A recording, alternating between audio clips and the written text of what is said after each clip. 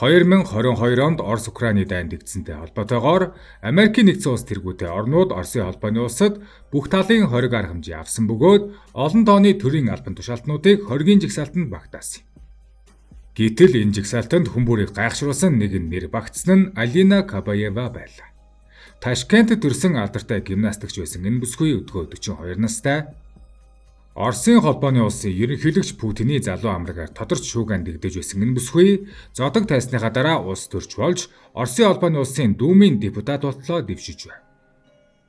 Оросын шигшээ багийн төлөө зүтгэж эхэлснээс хойш 2 жилийн дараа буюу 1998 онд 15 настайдаа тэрээр Европын аврах шалгаруулах тэмцээнд төрүүлж дараа нь дахин 4 удаа Европын аврах болсон. 1999 онд тэрээр дэлхийн аврах шалгаруулах тэмцээнд төрүүлсэн. Дараачаар нь 2000 онд Сидней Олимпиас хүрэл медаль, 2004 оны Афины Олимпиас алтан медаль авч байсан тэрээр 2007 онд спортосоо зодог тайлжээ. 2008 оны 4-р сарын 12-нд Московский корреспондент сонинд Кабаева Владимир Путинтэй удахгүй гэрлэх гэж байгаа тухай мэдээлэл гарчээ. Кабаевагийн хэвлэлийн нарийн бичгийн дарга энэ мэдээний талаар тайлбар өгөхгүй гэдгээ мэдэгдэв. Харин Путинээс энэ нийтлэлийн талаар сэтгүүлж асуухад ганц ч үг нь үнэн биш хэмээн мэдэгдэж байлаа. 2022 онд The Wall Street журнал сонин Кабаеваг Путиний 3 хүүхдийн ээж гэдгийг зарласан бөгөөд бүсгүйн том хүүхэд 2015 онд Швейцарт, үлдсэн 2 ихэр хүүхдүүд нь 2019 онд Москвад төрсөн гэжээ. Гимнастикч бүсгүй Путиний хувийн баялагийг гадаадад өөрийн нэрээр эзэмшдэг хэмээн сэжиглэж түүнийг тусгай хоригт оруулжээ. Энэ бүхэн түүний Путинтэй холбоотой онцгой харилцаанаас үүдэлтэй. Бүсгүйн хүүхэд бол Путиний гэр бүлээс гадуурх хүүхэд гэх зургал нь аль 10 жилийн өмнөөс л эхэлсэн. Хэдийгээр Кабаевач Путинч үнийг хизээж хүлээн зөвшөөрөөгүй ч уг асуудал Оросод байнга дуулаан тарьж бүр Кабаевагийн спортын талбайд ирэх нэр хүндийг бүдгөрүүлсэн. Тэгвэл энэ бүсгүй болон Путиний харилцаа яг ямар вэ? Түүний хүүхдүүд үнэхээр Путиний хүүхдүүд мөн үү? Кабаева болон Путиний тухай цуврахал тасралтгүй гардгийн нэг шалтгаан нь бүсгүйн өөрийн үзэсгэлэнгоо дур болон төрхтэй холбоотой. Алина Кабаевагийн эцэг эх хоёулаа спортын тамирчид байсан. Гэр бүлийн нөлөөгөөр тэр багасаа спортод маш их сонирхолтой болжээ. 3 настайгаас Алина багшийнхаа удирдлагын доор гимнастикийн сургуульд хийж эхэлсэн байна. Балчир насандаач тэр үргэлж нэг мөрөөдөл тээдэг байсан нь уран гулгагч болох явдал. Хэдий бага ангид байхдаа биеийн хөгжил нь удаан агц нь хязгаарлагдмал байснаас ээж нь сэтгэлээр унаж байсан ч бүхнээ шавхан охиноо дагуулж Москва руу очин илүү сайн дасгалжуулагч хайхаар болжээ. Гэвч тэр үед Алина 12 настай зөвхөн ерөнхий ур чадвартай байсан тул үе тэнгийнхнээсээ хол хоцорсон байна. Тиймээс олон дасгалжуулагч түүний авьяасыг үнэлсэн ч ийм эрсдэл хүлээхээс айжээ. Шийдвэрлэх мөчид Елена Винер нэртэй багш Алинагийн төвчээрийг олж харж өөрийн шав болгон бүх мэдлэгээ зориулв. Үнэхээр ч Алина бусдаас хожуу ихэлсэн ч маш сайн суурьтай охин байсан бөгөөд түүний гимнастикийн авьяас богино хугацаанд бүрэн нэгдэв. Хатуу бэлтгэлийн дараа Алина эцэст нь амжилт гарган талбайд зогсох эрхтэй болжээ. 1996 оноос хойш Алина Кабаева тэмцээнүүдэд тогтмол оролцож, олон улсын залуучуудын гимнастикийн багийн аврах цолыг 4 удаа хүртэн маргаашийн од хэмээн үнэлэгдэх болов. Түүний үзэсгэлэнтэй төрх голыг бие нь олонний харцыг булаасан бөгөөд тэр үед хүмүүс гимнастик гэхэд хамгийн түрүүнд Алинаг боддог байлаа. 1998 онд тэр дэлхийн давцанд гарч гайхалтай гимнастикийн үзүүлбэрээр Европын аврах шалгаруулах тэмцээний олон төрөлдөд дөрүүлж дэлхийд даяар алдаршсан. Үүнээс хойш түүний амьдрал хурдцтай өсөж дэлхийн талбарт гялалзан гэрэлтэж эхэлсэн байна. 2000 онд дэлхийн олон нийтийн анхаарлын дор Кабаева Сидней Олимпийн наадамд хүрэл медаль хүртэж 4 жилийн дараа Афины Олимпийн авраг болов. Өмнө нь түүнийг авахаас татгалзаж байсан багш нарч харамсаж эхлэв. Хин санах үлээ удаашралтай байсан энэ охин дэлхийд нэрээд усгсан авраг болно гэж. Нас нэмэгдэхийн хэрээр Алина улам үзэсгэлэнтэй болж харцсан дур булаам сэтгэл татам төрхтэй болсон. Нэгэн цагт Оросын хамгийн үзэсгэлэнтэй бүсгүйч гэж хэлэгдэх болов. Гэвч Алина тодорхой амьдралын төлөвлөгөөтэй байсан бөгөөд алдар нэр хүндлэл хүртснэхэд учир нь түүний гоо үзэсгэлэн болоод спортын ертөнцид гаргаж байсан амжилт нь бас л гялалзсан хэвээр байлаа. Гэтэл удалгүй Алина гайхалтай байдлаар дахин олонний анхаарлын төвд гарч ирэв. Оросын нэгэн алдартай сэтгүүл Алинагийн гэрэл зургуудын багцыг нийтэлжээ. Зурагт Алина талбай дээрх ноцтой төрхөө орхиж, амьтны үслэг арсаар хийсэн гадуур хувцастай зоримог итгээд поз авч, залуу өөртөө итгэл дүүрэн модель хийсэн зургууд олонд цацагдав. Ийм тачаангуй сэтгэл татам зурагны цуглуулга хүмүүсийн дунд дахин ярианы гол сэдэв болов. Хэдий Алина спортын замлаа дуусгасан ч өөрийн давуу төрхөөр Оросын кино телевизийн салбарт хөл тавьжээ. Оросын ард түмэнд Алина Кабаева Алидийн маш алдартай байсан ч энэ шин төрхөн түүнийг дахин дэцэгт аваач. Иймээс түүний кино телевизийн карьер саадгүй эхэлсэн. Үүнээс хойш тэр зөвхөн спортын ертөнцийн хатан хаан байхаа болоод кино урлагийн од болсон. Энэ алдартай байдлын түнд олон тооны шүтэн бишрэгчдийг авчирч түүний уран бүтээлүүд улам бүр амжилттай болон карьер нь жигд урагштай өвнөж байв. Хүмүүс Алинагийн үзэсгэлэн бишрэн түүнээс илүү олон бүтээл хүлээж байтал Алина дахин олонний нүднээс алга болов. Гэхдээ тэр удалгүй дахин олонний өмнө гарч ирэхдээ бас л олныг алмаар болсон. Кабаева улс төрд орохоор шийдсэн байна. Спорт урлагийн салбарт ажиллаж байсан улс төрийн хэрэг явдалтай хизээж холбогдож байгаагүй хүн шууд улс төрд хөл тавьж буй асуудал нь Оросуудыг гайхшралд оруулжээ. Үүнхээр тэр амжилт гаргаж чадах болов уу? Хүмүүс түүний зоригийг үнсэн ч олон хүн эргэлзэж Алинагийн нэр хүндэд нөлөөлж эхлэв. Гэвч хүлээлтээс өөрөөр Алина үнэхээр их амбицтай, зоригтой эмэгтэй байжээ. 2007 онд тэрээр Оросын нэгдсэн Орос намд дийсэж аль бие ёсоор улс төрийн хүрээний гишүүн болсон байна. Анхаарал татах зүйл гэвэл Алинагийн улс төрийн нам бол Путиний нам байлаа. Үүнтэй зэрэгцээ тэдний хоорондын харилцаа дуйлан тарж эхэлсэн юм.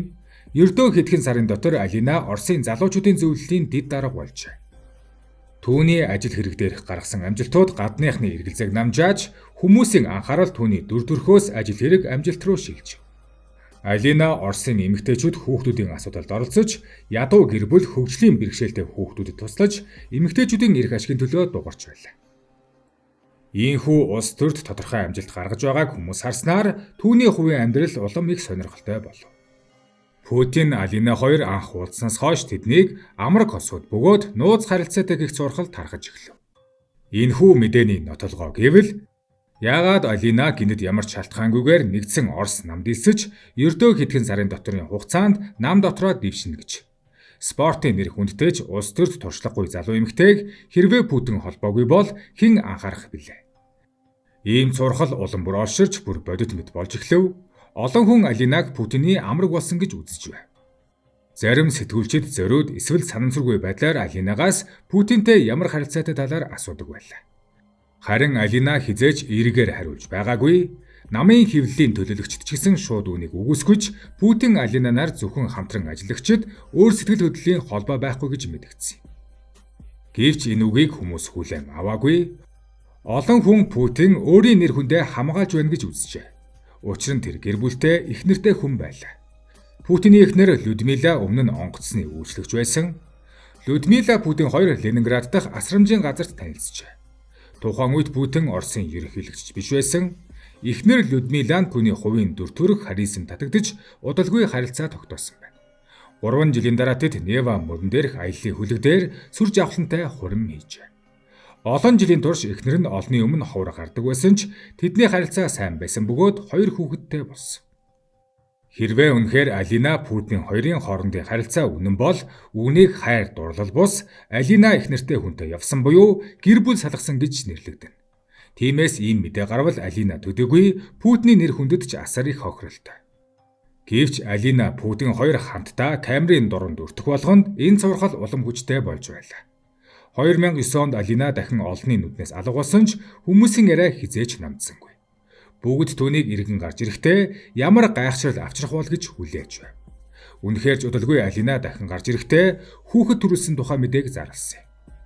Энэ хүүхэд Алинаг дахин олонний хилэлцээний оргилд аваачсан. Зарим хүмүүс түүний хүүхэд Путинтэй тун адилхан гэж ярьж байв. Төрөх эмнэлгийг нь бүрэн хамгаалтанд авч маш олон тусгай агент оролцсон учраас ард түмэн түүнийг өндөр түвшний төрийн хүнтэй холбоотой гэж үзэхээс өөр аргагүй байсан. Тиймээс энэ хүүхэд бол Путиний хүүхэд гэсэн зургал хурдцтай тархаж хүмүүсийн ярианы гол сэдэв болсон юм.